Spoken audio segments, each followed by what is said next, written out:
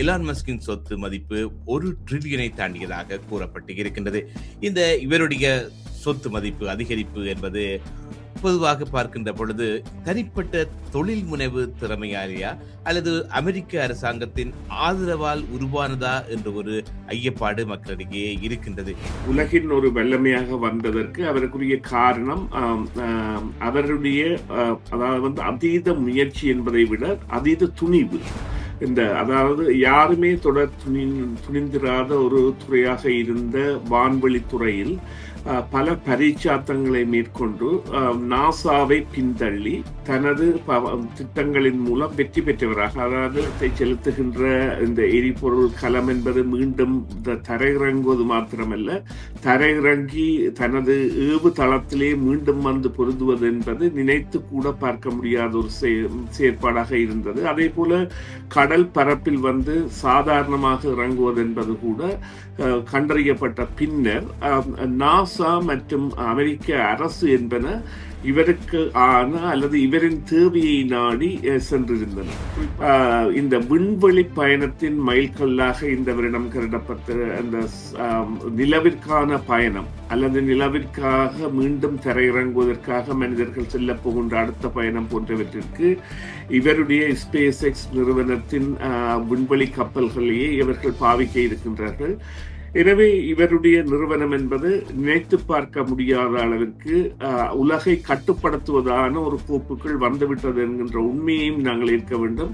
அதற்கு காரணம் இவருடைய இன்னொரு தொழில் முனைவான ஸ்டார்லிங்க் எனப்படுகின்ற செய்மதி தொடர்பாடல்களை வழங்குகின்ற செய்மதிகள்.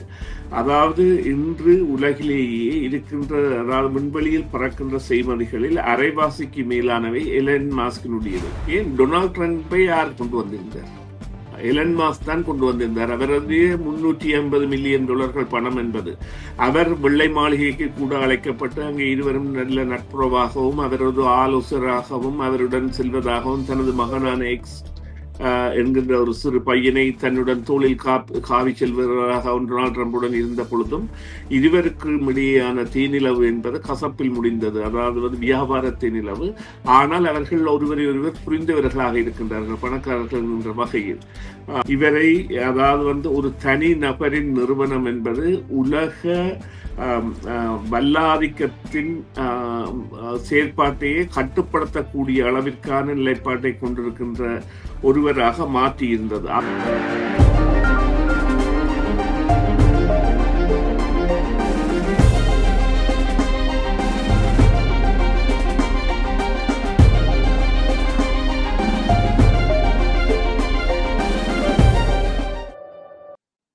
இணைந்திருக்கின்றீர்கள். இந்த வேளையில் செய்தியின் பின்னணியில் நிகழ்ச்சிக்காக சுரேஷ் தர்மாவை நாங்கள் இணைத்துக் கொள்ளப் போகின்றோம். வணக்கம் சுரேஷ். வணக்கம். வணக்கம் தர்மா. வணக்கம் நேர்களே. இன்றைய நாள் நாங்கள் பேசிக்கொள்ளப் போகின்ற விடயம், நேற்றைய தினம் ஒரு வணிக அறிக்கை சம்பந்தமாக இந்த போர்ப்ஸ் வெளியிட்ட தகவலின்படி ஸ்பேஸ் எக்ஸ் நிறுவனத்தின் ஜேபிஓ வெற்றியால் எலான் மஸ்கின் சொத்து மதிப்பு 1 டிரில்லியனை தாண்டியதாக கூறப்பட்டு இருக்கின்றது. இந்த இவருடைய சொத்து மதிப்பு அதிகரிப்பு என்பது பொதுவாக பார்க்கின்ற பொழுது தனிப்பட்ட தொழில் முனைவு திறமையாலியா அல்லது அமெரிக்க அரசாங்கத்தின் ஆதரவால் உருவானதா என்ற ஒரு ஐயப்பாடு மக்களிடையே இருக்கின்றது. இதை பற்றி நீங்கள் என்ன கருதுகின்றீர்கள்? இல்லை, நிச்சயமாக. அதாவது ஒரு சாதாரண தொழிலதிபராக தனது வாழ்க்கையை தனது கல்வி கற்றலின் பின்னரான காலத்தில் தொடங்கிய பொழுதும், குறிப்பாக அவர் தென்னாப்பிரிக்காவில் பிறந்தவர். அதன் பிறகு தாயார் கனேடியர் என்றபடியால் கனடாவிற்கு வந்திருந்து கனடாவில் கூட குயின்ஸ் பல்கலைக்கழகத்தில் சில காலம் கல்வி கற்றவராகவும் கனேடிய பிரஜா உரிமை கொண்டவராகவும், பிறகு பென்சில்வேனியா போன்ற அமெரிக்க நகரங்களுக்கு சென்று தனது மேற்படிப்பை முடித்தவராக இருந்த பொழுதும் அவரது தொழில் முனைவு என்பது சாதாரணமாக ஆரம்பிக்கப்பட்ட ஒன்றாக அந்த ஜிப் எனப்படும் அந்த கணனி கோப்புகளை சிறிய கோப்புகளாக்கி யூஎஸ்பி போன்றவற்றை அடக்குவதற்கான தொழில் முனைவு மற்றும் பல முயற்சிகளில் ஈடுபட்டு பிறகு இந்த பேபால்ஸ் எனப்படுகின்ற இந்த நிதி பரிமாற்ற முறை விவகாரங்கள், மற்ற இந்த செய்தி நிறுவனங்கள் தொடர்பான விவகாரங்களில் ஈடுபட்டு தற்பொழுது உலகின் ஒரு வல்லமையாக வந்ததற்கு அவருக்குரிய காரணம் அவருடைய அதாவது வந்து அதீத முயற்சி என்பதை விட அதீத துணிவு. அதாவது யாருமே தொடர் துணிந்திராத ஒரு துறையாக இருந்த வான்வெளி துறையில் பல பரீட்சாத்தங்களை மேற்கொண்டு நாசாவை பின்தள்ளி தனது திட்டங்களின் மூலம் வெற்றி பெற்றவராக, அதாவது ஃபால்கன் எனப்படுகின்ற ஏவுகணை பொறுமுறை, ஏவுகணைகள் என்பன சாதாரணமாக இல்லை, விண்வெளிக்கு செல்கின்ற விண்கலங்கள் என்பன மற்றும் அதற்குரிய செய்மதிகளை கொண்டு செல்கின்ற விண்கலங்கள் என்பன இந்த ஸ்பேஸ் ஷிப் என அழைக்கப்படுபவை சாதாரணமான தொழிற்பாடுகளை கொண்டவை அல்ல. அவை மிகவும் ஒரு துல்லியமான அல்லது மிகவும் ஒரு அதாவது கணனி கணனி மயப்படுத்தப்பட்ட தொழில்நுட்பத்தை கொண்டதாகவும், அதேவேளை பாதுகாப்பு செயற்பாடுகளில் அவற்றின் பாதுகாப்பு செயற்பாடுகளில் 100 விழுக்காடு நம்பிக்கை தன்மை பெற்றதாகவும் இருக்க வேண்டிய ஒரு செயற்பாட்டை கொண்டிருக்கின்ற காலத்தில் அதற்கான அந்த பரீட்சாத்தங்கள், அதாவது வந்து இந்த ரிசர்ச் அண்ட் அனலிசிஸ் எனப்படுகின்ற பரீட்சாத்தங்களுக்காக செலவிட்ட பணம் என்பது அவரை மேலே உயர்த்தி இருந்தது. அவர்கள் கண்டுபிடித்த வழிமுறைகள், அதாவது வந்து விண்கலத்தை செலுத்துகின்ற இந்த எரிபொருள் கலம் என்பது மீண்டும் தரையிறங்குவது மாத்திரமல்ல, தரையிறங்கி தனது ஏவு தளத்திலே மீண்டும் வந்து பொருந்துவது என்பது நினைத்து கூட பார்க்க முடியாத ஒரு செயற்பாடாக இருந்தது. அதே போல கடல் பரப்பில் வந்து சாதாரணமாக இறங்குவது என்பது கூட கண்டறியப்பட்ட பின்னர் நாசா மற்றும் அமெரிக்க அரசு என்பன இவருக்கு அல்லது இவரின் தேவையை நாடி சென்றிருந்தன. குறிப்பாக பென்டகன் எனப்படும் அமெரிக்காவின் பாதுகாப்பு நிறுவனமே இவரை ஒப்பந்ததாரராக மேற்கொண்டு இவர் மூலமாக தங்களது செய்மதிகளை ஏற்றுமதி, அதாவது விண்வெளிக்கு செலுத்துகின்ற செயற்பாட்டை செய்கின்ற நிறுவனங்களாக மாறி இருக்கின்ற ஒரு செயற்பாடு என்பது இவரை, அதாவது வந்து ஒரு தனி நபரின் நிறுவனம் என்பது உலக வல்லாதிக்கத்தின் செயற்பாட்டையே கட்டுப்படுத்தக்கூடிய அளவிற்கான நிலைப்பாட்டை கொண்டிருக்கின்ற ஒருவராக மாற்றி இருந்தது. அதைவிட அமெரிக்காவின் விண்வெளி ஆய்வு மற்றும் விண்வெளி நிலையங்களுக்கான தொடர்பாக இருக்கின்ற நாசா தனது செயற்பாடுகள், குறிப்பாக இந்த சர்வதேச விண்வெளி மையம் எனப்படுகின்ற இன்டர்நேஷனல் ஸ்பேஸ் சென்டர் போன்றவற்றுக்கெல்லாம் பொருட்களை எடுத்து செல்கின்ற, கனதியான பொருட்களை எடுத்து செல்கின்றதாகவும் அல்லது அங்கே உள்ள விண்வெளி வீரர்களை மீட்டு வருவதாகவும் இவருடைய இந்த தொழில்துறையை நம்பி அவை தங்களை செயற்பாடுகளை மாற்றியிருந்தன. அத்தோடு இந்த விண்வெளி பயணத்தின் மைல்கல்லாக இந்த வருடம் கருதப்பட்ட அந்த நிலவிற்கான பயணம் அல்லது நிலவிற்காக மீண்டும் தரையிறங்குவதற்காக மனிதர்கள் செல்ல போகின்ற அடுத்த பயணம் போன்றவற்றிற்கு இவருடைய ஸ்பேஸ் எக்ஸ் நிறுவனத்தின் விண்வெளி கப்பல்களையே இவர்கள் பாவிக்க இருக்கின்றார்கள். எனவே இவருடைய நிறுவனம் என்பது நினைத்து பார்க்க முடியாத அளவிற்கு உலகை கட்டுப்படுத்துவதான ஒரு கோப்புகள் வந்துவிட்டது என்கின்ற உண்மையையும் நாங்கள் ஏற்க வேண்டும். அதற்கு காரணம் இந்த இவருடைய இன்னொரு தொழில் முனைவான ஸ்டார்லிங்க் எனப்படுகின்ற செய்மதி தொடர்பாடல்களை வழங்குகின்ற செய்மதிகள்.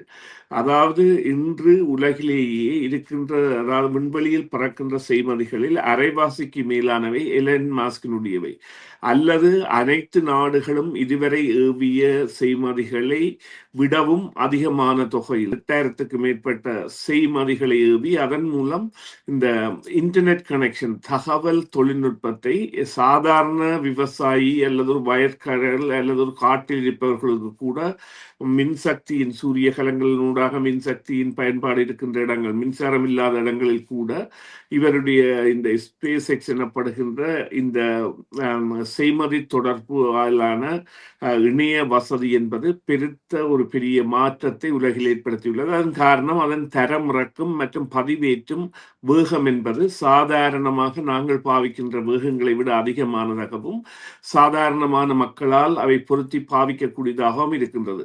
எனவே ஏறத்தாழ உலகின் ஒரு அதாவது அதி தொழில்நுட்பத்தை கட்டுப்படுத்துகின்ற மனிதராக இவர் மாறி இருப்பதற்கான காரணமாக அமெரிக்காவின் உதவி என்பது மிகவும் அளப்பரியதாகவும் அல்லது அமெரிக்கா தனது தேவையை தனது வளங்கள் மூலம் ஆற்றுவதன் மூலம் இவர் மூலம் ஆற்றுவது என்பது இலக்கு என்பதை அறிந்து பல பல பில்லியன்கள் டாலர்கள் எண்ணுக்கணக்கான அதாவது அந்த எண்ணிக்கையற்ற அளவிலான சேவைகளை இவரிடமிருந்து பெற்றிருக்கின்றது. இங்கே குறிப்பிடப்பட வேண்டிய விடயம் என்னவென்றால் இந்த செய்மதிகள் என்பன தற்போது லோ ஓபிட் எனப்படுகின்ற 550-530 கிலோமீட்டர் தூரத்தில் பயணம் செய்வையாக இருந்தாலும் அவை ஒவ்வொரு நாளும் ஏவப்பட்டுக் கொண்டிருக்கின்றன. தினசரி இந்த இவ்வாறானவை ஏவப்பட்டுக் கொண்டிருப்பதும் அங்கே இவர் முன்னர் ஏவப்பட்டவை தங்களது தொழிற்பாடுகளை இழப்பதாக இருந்தாலும் விண்வெளி குப்பைகள் கூட இவரால் அதிகரிக்கின்றன என்கின்ற ஒரு நிலைமை அங்கே இருக்கின்றது. இருந்த பொழுதிலும் இவர் உலகை ஆளுகின்றார் என்றால் ஆமென்று கூற வேண்டும் என்னவென்றால் பணத்தால் ஆளுகின்றார். எவ்வாறு என்று சொன்னால் இந்த உக்ரைன் போரோ அல்லது இப்பொழுது மத்திய கிழக்கு போரோ துல்லியமாக நடைபெறுவதற்காக அந்த தகவல்களை வழங்கிய சாதனமாக ஸ்டார்லிங் இருந்து அதன் பயன்பாடு என்பது மிகவும் இந்த போரில் பயன்பட்டிருந்தது. இப்பொழுது போர் முடியும் பொழுது அவர் தனது நிறுவனத்தை ஸ்பேஸ் எக்ஸை பங்கு சந்தையில் கொண்டு வந்திருந்த பொழுது அது யாருமே எதிர்பாராத அளவிற்கு பெருமளவிலான நிதி திரட்டுகைக்கு உட்பட்ட அவரை ட்ரில்லியனராக ஆக்கியிருக்கின்றது. அதுதான் உண்மை. ஆனால் ஒரு தனிமனித நிறுவனத்தின் கீழ் உலகம் சென்று கொண்டிருக்கின்றதா என்றால் தவிர்க்க முடியாதபடி ஆம் என்று சொல்ல வேண்டிய நிலையில் தான் நாம் இருக்கின்றோம். பொதுவாகவே இந்த எலான் மஸ்கின் வெற்றிக்கு காரணம் என்று அவர் மாறி வருகின்ற தொழில்நுட்பத்தில் ஏற்ப அவரது முதலீடுகளை மாற்றிக்கொண்டிருந்தது முக்கிய காரணம் என்று சொல்லலாம். இப்படி பார்க்கின்ற பொழுது நீங்கள் குறிப்பிட்டீர்கள் இந்த ஸ்பேஸ் எக்ஸ் மற்றும் டெஸ்லா நிறுவனங்களுக்கு வழங்கப்பட்ட மானியங்கள் மற்றும் சலுகைகள் இல்லை என்று வைத்துக் கொள்வோம். எப்படி இருந்தால் இன்று இவை இவ்வளவு பெரிய வெற்றியை அடைந்திருக்குமா என்று நீங்கள் நினைக்கின்றீர்களா? இல்லை, இவரை அதாவது முட்டாளாக கருதியவர்கள் கூட உண்டு. இவ்வளவு தொகையான பணத்தை இவ்வாறாக செலவழிக்கின்றார் என்று. அதாவது செவ்வாய்க்கான பயணம் என்பது இவருடைய ஒரு கனவு திட்டமாக அறிவிக்கப்பட்ட பொழுது அதனை பலரும் ஒரு சாத்தியமற்றது என்றுதான் கருதியிருந்தார்கள். இப்பொழுது கூட உண்மையிலேயே அது விவாதத்திற்குரிய விடயமாக இருக்கின்றது. ஏனென்றால் செவ்வாய் என்பது எங்களுக்கு அடுத்த கிரகமாக இருப்பதால், அதாவது பூமிக்கு அடுத்ததாக பின்னோக்கி இருப்பதால், சூரியனுக்கு பின்னோக்கி, அதுவும் பல அதாவது நான் நினைக்கின்றேன் 1.5 மில்லியன் மைல்களுக்கு அப்பாற்பட்ட தொலைவில் இருக்கின்றது. அதற்குரிய பயண நேரம், பயண தூரம் என்பவை எல்லாம் இந்த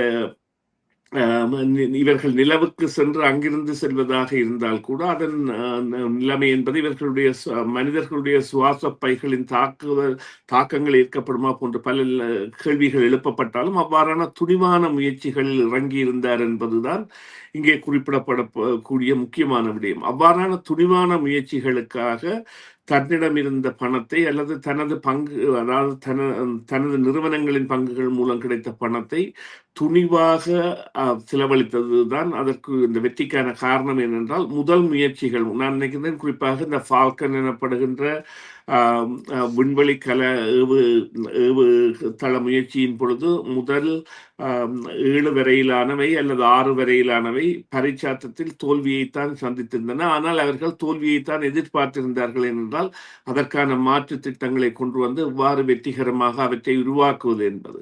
எனவே அவ்வாறான, அதாவது தனது கண்மூடித்தனமான அல்லது மிகவும் துணிச்சலான முறையில் தன்னிடம் இருந்த பணத்தை, சில வேளைகளில் இந்த திட்டங்கள் எல்லாம் தோல்வி அடைந்திருந்தால் அவர் அந்த பில்லியனர் என்கின்ற நிலையில் இருந்து கூட மாறுதல் அடைந்து ஒரு மில்லியனராக அல்லது சாதாரண ஒரு பணக்காரனாக வந்திருக்க வேண்டிய தேவை இருந்திருக்கும். ஆனால் அவருடைய அந்த தூர நோக்கும் துணிவும் அவரை இவ்வாறு சென்றிருந்தது. இங்கே ஒரு விடயத்தை குறிப்பிட வேண்டும். இப்பொழுது இவ்வாறு இவருடைய செய்மதி கலங்கள் எல்லாம் விண்ணில் இருப்பதால் சில வேளைகளில் நீங்கள் இரவில் பல நட்சத்திரங்கள் போன்றவை எல்லாம் ஒரு பக்கம் செல்வது போன்ற நிகழ்வுகளை காண முடியும். இவை உண்மையிலேயே செய்மதிகளின் நகர்வுகளை பார்க்கணும். அதாவது மணிக்கு 27,000 கிலோமீட்டர் வேகத்தில் பயணிக்கின்றன அந்த செய்மதிகள் என்பன. சாதாரணமாக ISS, அதாவது சர்வதேச விண்வெளி நிலையம் பயணிக்கின்ற அதே வேகத்தில் தான் அவையும் பயணித்துக் கொண்டிருக்கின்றன. அந்த விண்வெளி வேகம் என்பது 27,000 கிலோமீட்டர் அவர் என்கின்ற வகையில், அந்த வகையில் சில வேளைகளில் மக்கள் கூட அந்த பார்க்கின்ற பொழுது அவர்களுக்கு சில வேளைகளில் ஆச்சரியமாக இருக்கும். இவ்வாறான பல வெளிச்சங்கள் நகர்கின்றன என்று அவை இப்பொழுது செய்மதிகள் தான். அளவுக்கு மீறிய செய்மதிகள் என்பன விண்வெளியில் இருக்கின்றன. அவை தொழில்நுட்பத்தை வழங்குகின்றன என்றால் ஆம், இன்று இலங்கையில் இருக்கக்கூடிய ஒரு சூரிய சக்தியுடன் பயன்பட, அது மன்னாராக இருக்கலாம் அல்லது சிங்கள பகுதியாக இருக்கலாம், ஒரு சாதாரண விவசாயியால் இந்த இணைய வசதியை பெறக்கூடிய வசதியை செய்து கொடுத்திருக்கின்றார். அதே போல இல்லை என்ற தகவல் தொழில்நுட்பத்தை தேவையுள்ள போரரங்குகளோ அல்லது விண்வெளி நிலையங்களோ அல்லது ஒரு ஒருமித்த புள்ளியை கூட்டுவதாக கண்காணிப்பதான விடயங்களில் கூட அவற்றின் பங்கு என்பது அதீதமாக இருக்கின்றது. எனவே நவீன உலகத்திற்கும் அது பங்களிக்கின்றது. அதேவேளை நாகரிகமற்ற அல்லது நாகரிகம் நோக்கி முன்னேறி வருகின்ற உலகத்திற்கும் பங்களிக்கின்றது. இதற்கான காரணம் அந்த துணிச்சலான முயற்சி தான். இந்த தொழில்நுட்ப வளர்ச்சி எங்களுடைய நேர்காணல்களிலும் புது புது வடிவங்களை ஒரு காலத்தில் கொண்டு வரும் என்ற ஒரு நம்பிக்கை நம்புவோம். சுருக்கமாக ஒரு கேள்வி, இந்த உலகத்தில் ஒவ்வொரு நாட்டிலுமே இப்படியான பணக்காரர்கள் உருவடத்துக்கு வருகின்ற பொழுது ஒரு காலகட்டத்தில் அந்த பணக்காரர்களின் ஆதிக்கம் அந்த நாட்டின் சட்டத்திட்டங்களையோ அல்லது அந்த நாட்டின் அரசாங்கத்தையோ நிர்ணயிக்கின்ற நிலைமை ஒன்று வரலாம் என்ற ஒரு அச்சம் இருக்கின்றது. இதை பற்றி நீங்கள் என்ன நினைக்கிறீர்கள்? ஏன் டொனால்ட் ட்ரம்பை யார் கொண்டு வந்திருந்தார்? எலன் மாஸ்க் தான் கொண்டு வந்திருந்தார். அவரது $350 மில்லியன் பணம் என்பது, அவர் வெள்ளை மாளிகைக்கு கூட அழைக்கப்பட்டு அங்கே இருவரும் நல்ல நட்புறவாகவும் அவரது ஆலோசகராகவும் அவருடன் செல்வதாகவும் தனது மகனான எக்ஸ் என்கின்ற ஒரு சிறு பையனை தன்னுடன் தோளில் காவி செல்வதாக டொனால்ட் ட்ரம்புடன் இருந்த பொழுதும் இருவருக்கும் இடையேயான தீநிலவு என்பது கசப்பில் முடிந்தது. அதாவது வியாபார தீநிலவு. ஆனால் அவர்கள் ஒருவரை ஒருவர் புரிந்தவர்களாக இருக்கின்றார்கள் பணக்காரர்கள் என்ற வகையில். மறுபக்கமாக இவ்வாறான பணக்கார தோற்றம் என்பது அது காலாகாலத்திற்கும் இடம்பெறுகின்ற ஒரு விடயமாக இருந்தாலும் அவர்களுடைய இறுதி காலங்களில் அது பொதுநல திட்டங்களை நோக்கிய பங்களிப்பாகவும் அல்லது மனித குலத்திற்கு நன்மை தரக்கூடிய அல்லது தீமை தரக்கூடிய திட்டங்களை கொண்டு வருவதாகவும் அது அமையும் என்பதில் எந்தவித சந்தேகமும் இல்லை. இப்பொழுது பார்த்தீர்களானால் இந்த டைனமைட் எனப்படுகின்ற வெடிபொருளை கண்டுபிடித்ததற்காக நோபல் அவர்கள் எவ்வாறு தனது பணத்தை கடைசியாக உலக சமாதானத்திற்காகவோ அல்லது புதிய கண்டுபிடிப்புகளுக்காகவோ இந்த பரிசுகளுக்காக நோபல் பரிசுகளுக்காக வழங்கினாரோ அல்லது அந்த திட்டங்களுக்காக வழங்கப்பட்டதோ அல்லது இப்பொழுது எவ்வாறு பில் கேட்ஸ் போன்றவர்கள் எல்லாம் செய்கின்றார்களோ அது போன்ற ஒரு திட்டங்களுக்கு தான் அவர்கள் வந்து சேர வேண்டிய தேவை இருக்குமே என்று சொன்னால் அதுதான் உலகம் அவ்வாறுதான் சென்று கொண்டிருக்கின்றது. நன்றி. இந்த வேளையில் கலந்து கொண்டு பல தொழில்நுட்ப தொடர்பாகவும் பல தொழில்நுட்ப தரவுகளுடனும் நேர்களுக்கும் உடன் பகிர்ந்து கொண்டதற்கும் நன்றி. மீண்டும் ஒரு பொழுதில் பிறகு விடயம் தொடர்பாக சந்திக்கலாம். நன்றி. நேர்கள் சார்பாகவும் கலைக்கம் சார்பாகவும் உங்களுக்கு சுரேஷ் தர்மா. நன்றி தர்மா. நன்றி நேயர்களே. மீண்டும் ஒரு பொழுதில் சந்திப்போம். சிஎம்ஆர் யூடியூப் சேனலில் இணைந்திருக்கும் நேர்கள் அனைவருக்கும் எமது நன்றி. காமெண்ட்ஸ் பகுதியில் உங்கள் கருத்துக்களை தெரிவிக்க தவறாதீர்கள். முக்கிய செய்திகள், காணொளி தொகுப்புகள், நேர்காணல் என பலதரப்பட்ட அம்சங்களையும் உங்களுக்காக தருகின்றது சிஎம்ஆர் யூடியூப் சேனல். சிஎம்ஆர் என்று சர்ச் செய்து எமது யூடியூப் சேனலை சப்ஸ்கிரைப் பண்ணுங்கள். உங்கள் உற்றார் உறவினர் நண்பர்களோடும் இந்த காணொளி தொகுப்புகளை பகிர்ந்து கொள்ளுங்கள். அருகில் இருக்கின்ற முக்கிய காணொளி தொகுப்புகளையும் தவறவிடாமல் பாருங்கள்.